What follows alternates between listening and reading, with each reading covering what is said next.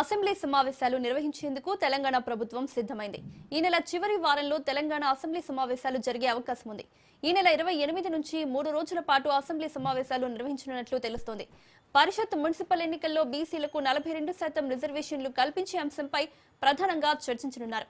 Phone tapping పై SIT విచారణ, GHMC విలీన ప్రక్రియ, హిల్ట్ పాలసీ, ఫార్ములా ఈ కార్ రేసింగ్ పై ఏసీబీ విచారణతో పాటు సాగునీటి ప్రాజెక్టుల విషయంపై అసెంబ్లీ సమావేశాల్లో చర్చకు వచ్చే అవకాశం ఉంది. పార్టీ ఫిరాయింపు ఎమ్మెల్యేల అనర్హత విషయంలో అసెంబ్లీ స్పీకర్ తీసుకున్న నిర్ణయంపై చర్చించే ఛాన్స్ ఉంది.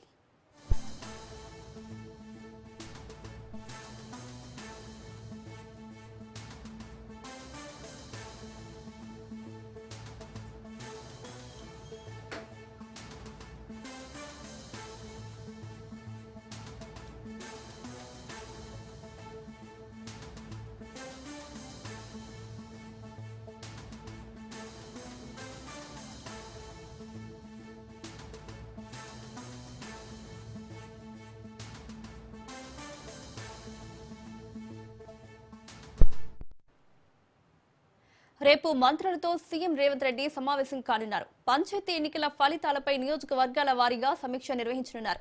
శీతాకాల అసెంబ్లీ సమావేశాల నిర్వహణ తేదీలు, అంశాలపై నిర్ణయం తీసుకున్నారు. ఎంపీటీసీ, జెడ్పీటీసీ ఎన్నికల్లో 42% బీసీ రిజర్వేషన్ల అంశంపై చర్చించనున్నారు.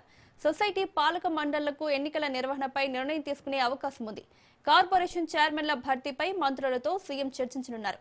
ఐఏఎస్, ఐపీఎస్ అధికారుల పనితీరు, బదిలీలపై సమావేశంలో చర్చించే అవకాశం ఉంది.